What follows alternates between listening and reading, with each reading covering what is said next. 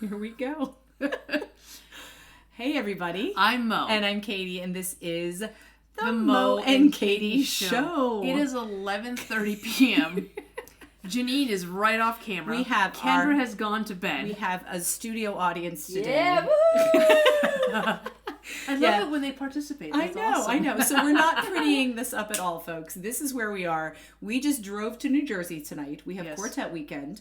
And truth be told, we usually record the pod a little bit earlier in the week, but we have had a particularly busy week.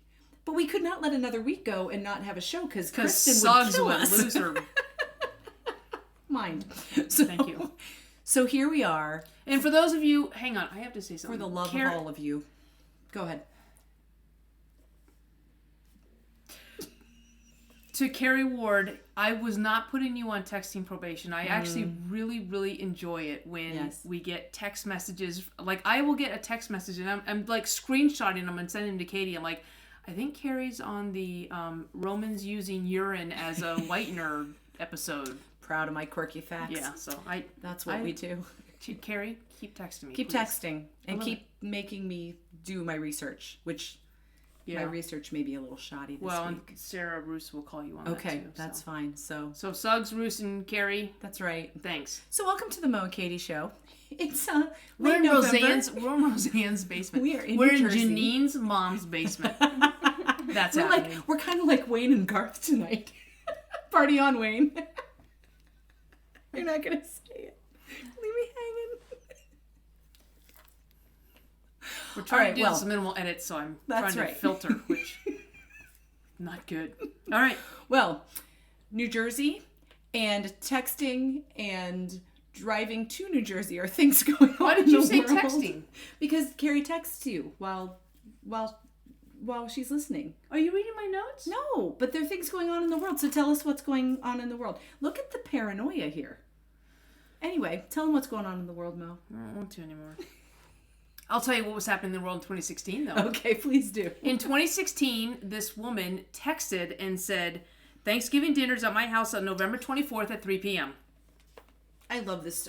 I've not the current story, whatever you're telling, but I've heard of this woman from 2016. Carry on. This is the only woman in the world who has ever sent this text to invite somebody to Thanksgiving dinner, apparently. Anyway, the guy who got the text, his name is Jamal Hinton, he said, Who is this?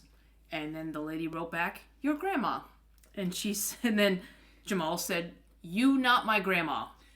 Can I still get a plate though? And yes. And Wanda said the invitation still stood. So since 2016, Jamal has been going to Thanksgiving dinner. I love that.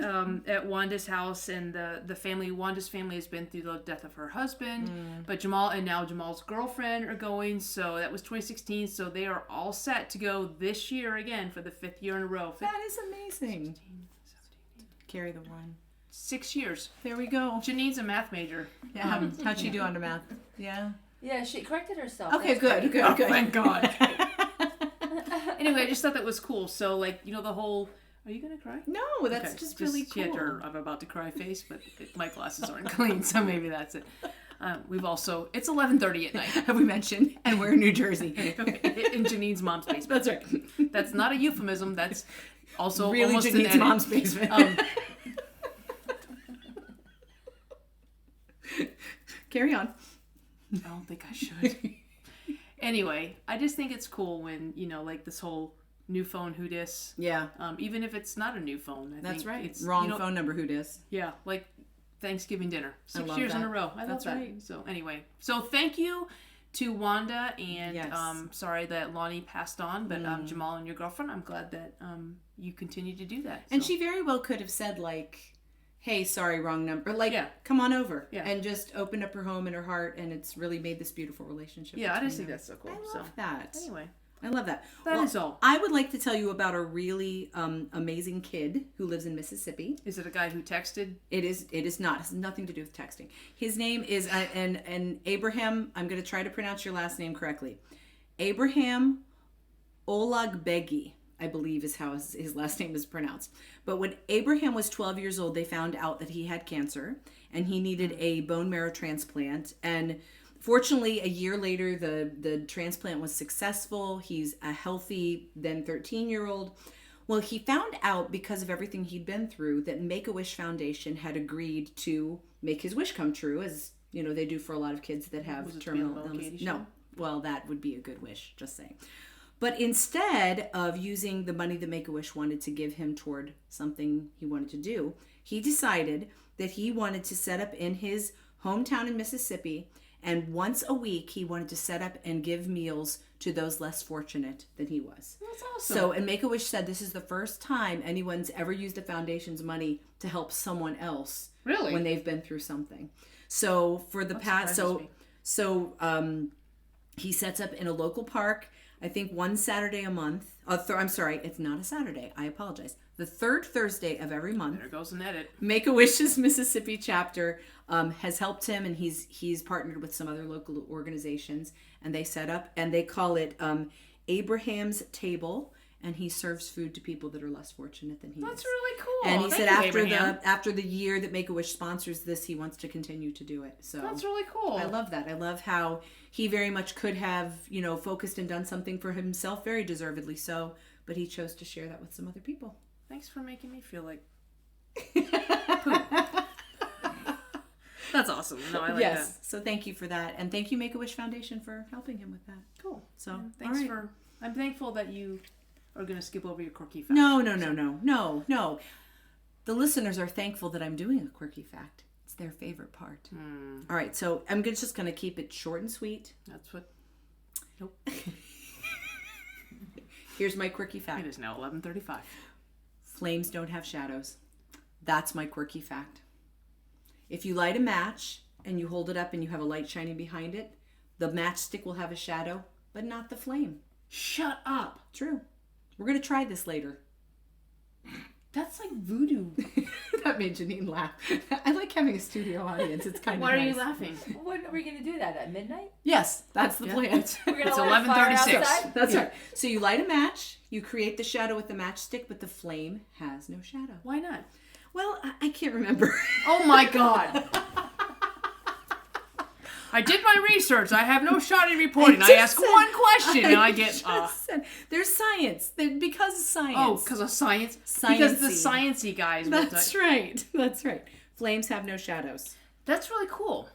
It is really cool. I'm kind of fascinated, and I have not tried it yet. I've been saving it. Not that I think that Roseanne has old lights here, but I'm looking at this lamp going, well, I see the shadow, but I'm just... Okay. It's not like she has a Christmas tree with...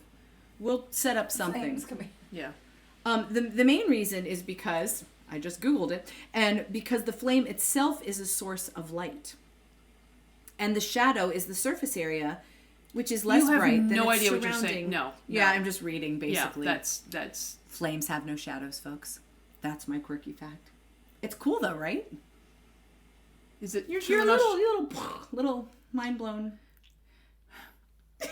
Is it the same in Australia? I would hope so. I think flames Do you are think- flames. The flames just go in the other direction. Exactly. Yeah, it's flame, not flame. Flame. Okay. What was the quirky fact? Oh, the butthole. No. What's the buttload? Edit. Nope, no edits. That's it. That's good.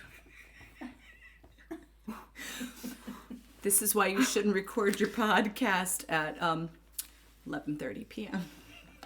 Because sometimes your co-host will just look dead in the camera and say, butthole. Okay, listen up.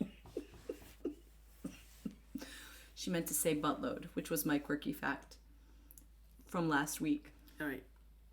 to which I did my research. Buttholes don't have shadows.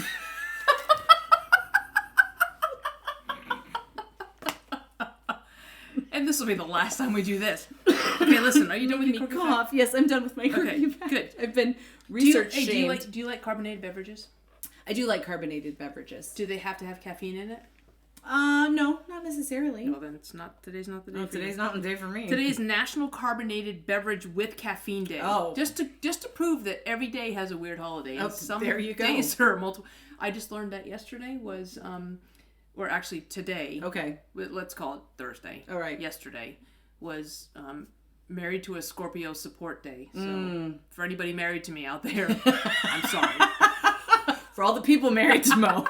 Could you let me know? Because some of you owe me money. Anyway. Alimony's going to get you. Yeah, exactly. Anyway, I just thought that was kind of cool. Yes. That today is not just caffeinated beverage day. It's Okay. caffeinated beverage With caffeine. carbonated. See? Today is not... Would you like a construction hat for this sentence? I'm about to flip you off. Verbally. It is carbonated beverage with caffeine day. What is it, like Monster? Monster or like Red Bull. It's carbonated, right? I love me the Red Bull. Yeah, yeah. I used to drink this stuff. It's Pepsi Max, and it's Diet Pepsi with like extra caffeine. It's good stuff. You don't No sugar. You don't. Yeah. I don't need extra caffeine. Oh my God. Well, if I carbonated my coffee, then would it count? Ew. That would be gross. I got nothing. I had Guinness beer with coffee. That's a carbonated beverage with a widget is and caffeine. a widget. Yeah. What's that? What's a widget? It's like a Henway. About 3 pounds. Okay, you can't do the punchline. You suck. You know what? I'm gonna walk off. I'm gonna go. All right. So Thanksgiving is merely days away. Nice transition. No segue. Bam. Baby's on Segways. That's a throwback. I know. That's like Mo and Katie Show episode 2. That like goes way back. Anyway, Thanksgiving. Happy Thanksgiving to all of you coming up this next week. Let's talk about traditions and food and... Are you just making this up? I as you am go? Yeah, totally wow. making this up. But I am going to look up... So talk about Thanksgiving because I want to look up something while you do that. You couldn't have done that before? Well, Mm-hmm. It's 11:33. Okay, go ahead. I don't care. I did my research. All right, so tell us about Thanksgiving, Mo. Well, so what happened was the Pilgrims came over on the Mayflower because the Cunard line wasn't quite yet going. So the Queen Mary 2 was still being constructed. The Titanic, well, you know what happened to that. Let's not talk about so that. the Pilgrims came over and while they were waiting for immigration. Okay, so I was kind of hinting more to like the history of your Thanksgiving. Like, what do you remember about Thanksgiving? I'm giving you the history. It's just a really long one. That's what she said. What? Tell me. You already looked up your stuff? No. Go ahead. I know we're going to talk about this. Oh my God, you're going to talk about this. We're going to talk about this. She's about to say a bad word. That's all. Well, it's not really a bad word. It just It's a sounds bad like word. one. If it sounds What's your favorite Thanksgiving food? ass pick. What is that? Exactly. What a great question. What's an ass pick? What does it mean when someone steals your thunder? Yeah. That was an ass pick move, man. Listen, if you've ever got like your underwear, this is why I don't wear underwear, but you ever get your underwear like up in the crack and you just need to pull it out? No, that is know what not. the tool No, to do that is okay. with? Shh. Okay. Shh. Grown-ups are talking. Okay. So Ass pick. It sounds like you're saying a bad word. It's not a bad word. I would like to dedicate this Thanksgiving conversation to Sarah, to my friend Sarah. Hi, Sarah.